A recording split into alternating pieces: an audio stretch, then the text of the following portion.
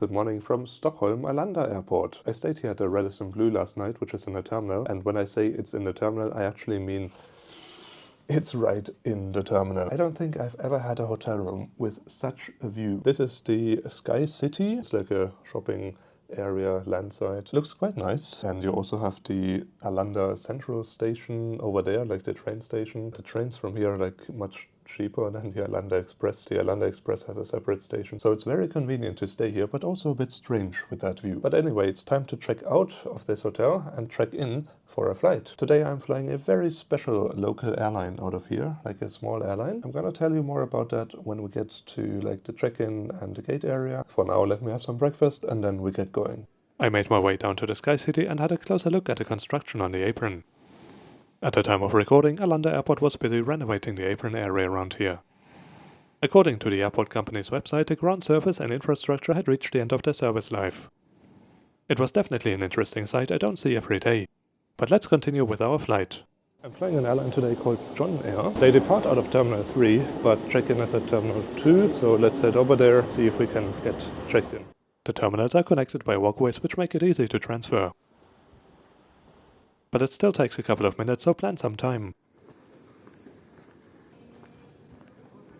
Check-in took only a minute and I was soon walking over to Terminal 3, which handles regional flights around Sweden.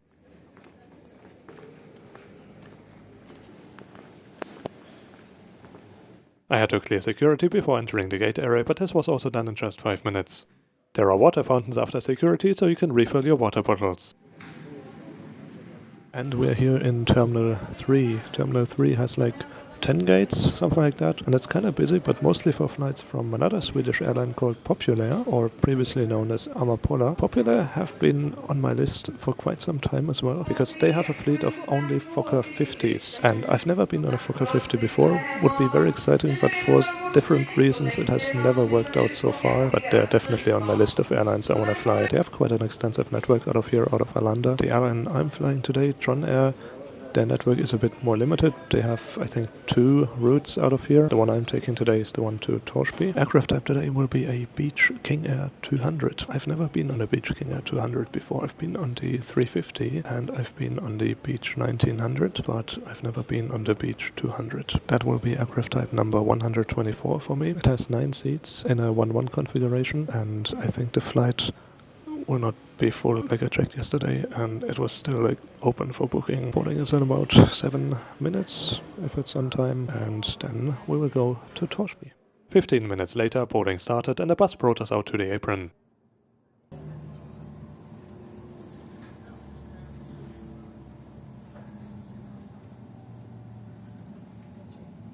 Today's aircraft was a 42-year-old Beech King Air 200.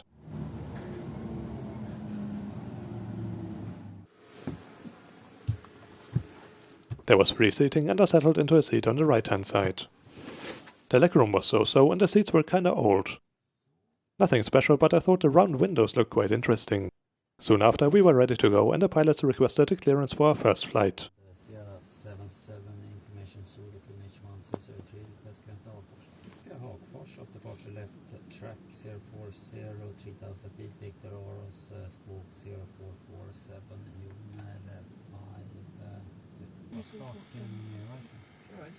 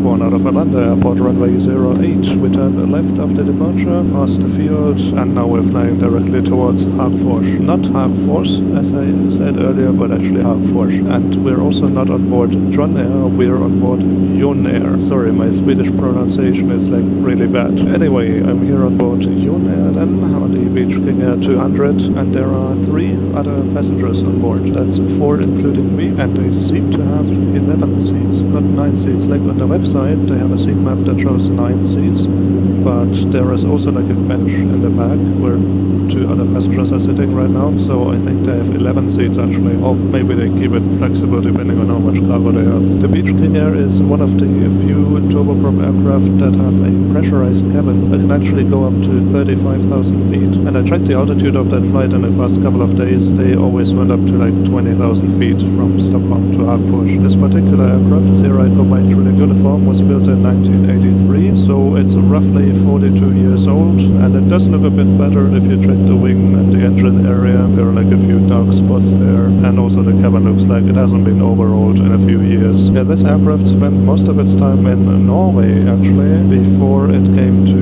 Jonair in 2019. That was about 6 years ago. But nevertheless, it's a smooth ride, and it should be a smooth ride all the way to Hagfors and then also to Torsby. And I'm very lucky with the weather, because a couple of days ago the forecast said there's gonna be rain all over the place today. But I don't know, somehow the forecast changed and it's all sunny and nice weather. By the way, they also have in-flight service, sort of. I mean, they have like a box with hot water, instant coffee, and I think tea, so you can pour yourself a cup and have an instant coffee up here. Yeah, apart from that, I'm gonna put in earplugs because it's getting a bit loud, and I'm gonna be back with you in the descent to Hagfors. Just started our descent from 22,000 feet, and I noticed earlier they actually do provide earplugs in the seat pocket, so you don't have to bring your own. I mean, I have my own, but if you don't have any, there are some in the seat pocket. Anyway, we're descending through 15,000 feet now and should be on the ground in about 10-15 minutes.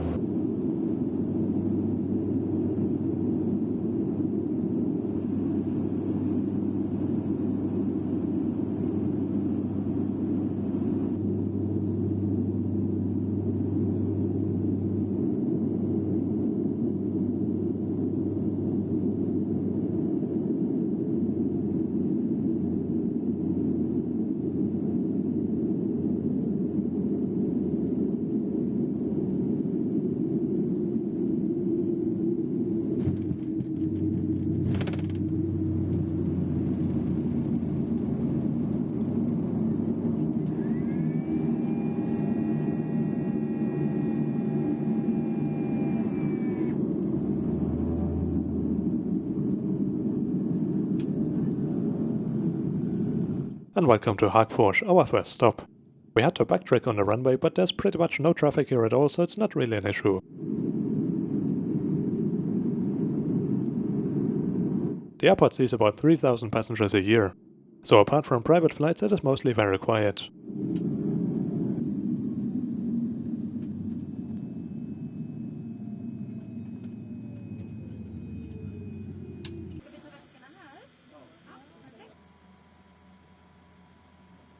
The short stop gave me the opportunity to have a more detailed look at the cabin. 10 minutes after arrival, the door was closed again and the pilots prepared for the second flight to Torsby.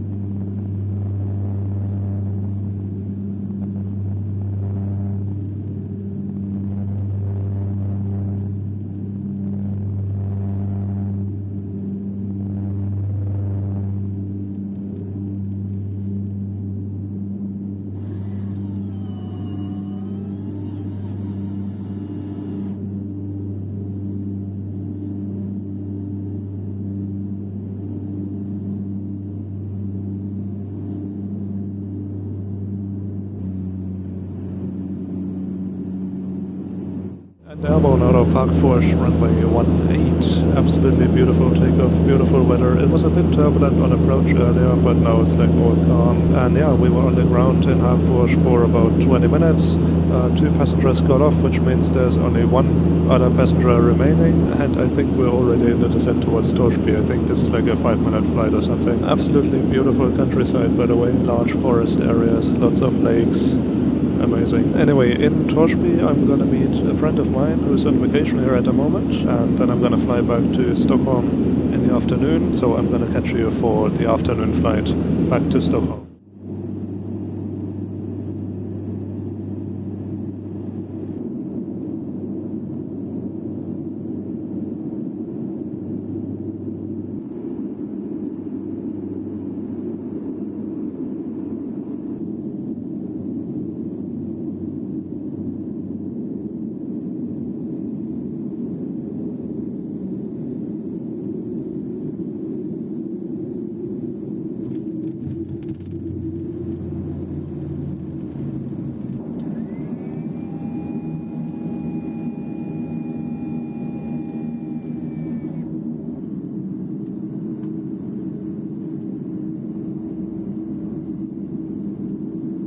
And welcome to Torsby in the west of Sweden.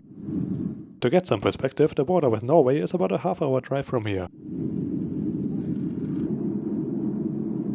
As we taxied to the apron, the sun created a perfect light covering the airport.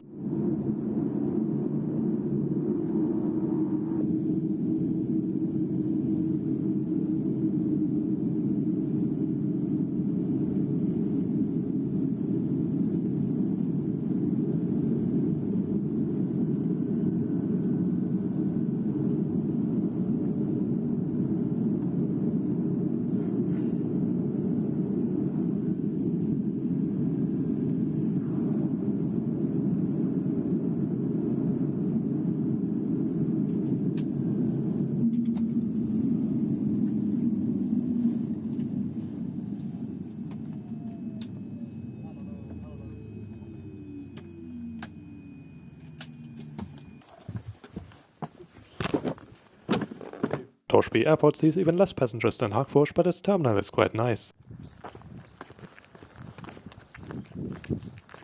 As pointed out earlier, I met people up here and we had a nice lunch by a lake.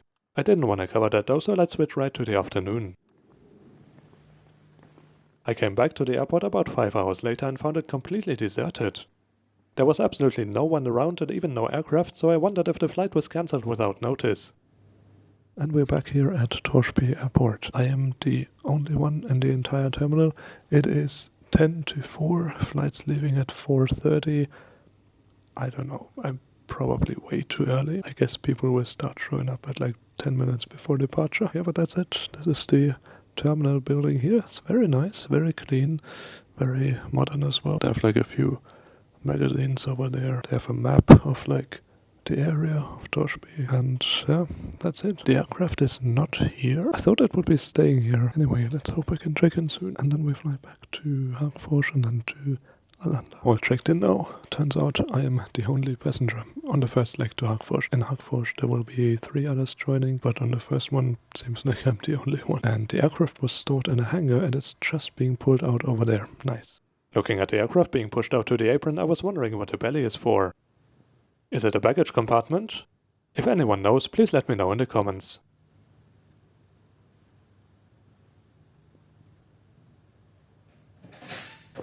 A few minutes later, boarding started and I found that I was actually the only passenger on the first flight down to Hagfors.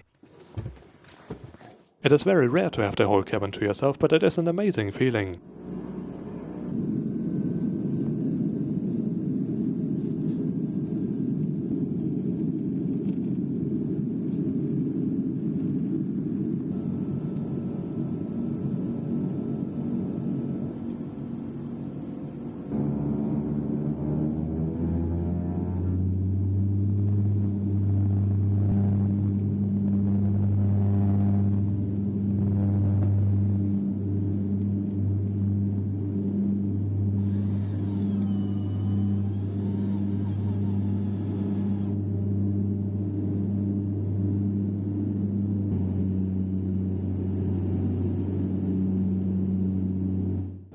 one out of Torsby runway 34. Very bumpy. You remember how I praised the nice weather earlier in the morning? Well, jeez, now it's gotten a bit bumpy and you can see like rain showers in the distance, and even like in the afternoon. Well, there was a bit of rain. Yeah, but anyway, it's pretty cool. I'm the only one on board here, until Hagfors that is. And I think we're already in the descent towards Hagfors. And yeah, 3 people will be joining in Hagfors, and then after that, I hope it will be a quiet flight all the way to Stockholm Arlanda Airport.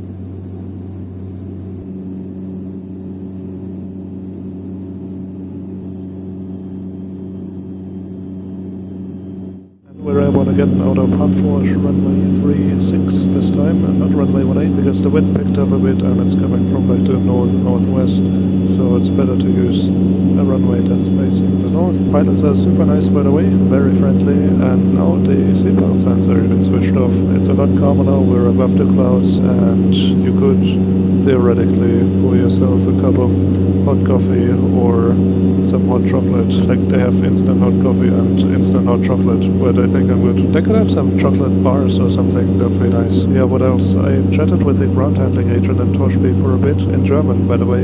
His German was really good. I think maybe he was German. And turns out they do get FGIGs from time to time on these routes. Not so much on the Beech King Air 200, but like previously there was AIS flying here with the Jetstream 32, and that apparently attracted a lot of FGIGs. By the way, check out my video about the AIS Airlines Jetstream 32 from Karup to Copenhagen last year if you haven't. Yeah, but that's the thing here. It's a PSO route, public service obligation, which means that every couple of years there's like a tender of like the Swedish government, and then airlines can apply to operate this route, and they receive like subsidies, because obviously given the low passenger load, it's probably not sustainable to fly these routes without subsidies. And apparently a couple of years ago, AIS Airlines flew here with the Jetstream 32. Let's see how long Jonair will operate this route, or if we will see a new airline in a couple of years, who knows. Anyway, we reached our cruising altitude of 23,000 feet now, flight level 230,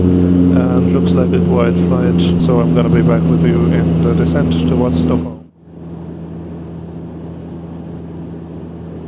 We're descending into Arlanda Airport. It was an uneventful flight and we're totally on time. Actually, I think we're way early. Yeah, really cool day trip on Jonair today. I'm gonna say goodbye to you at this point. I hope you enjoyed it. If you did, leave a like, leave a comment, and also don't forget to subscribe. I will see you on the next trip. Until then, enjoy your travels.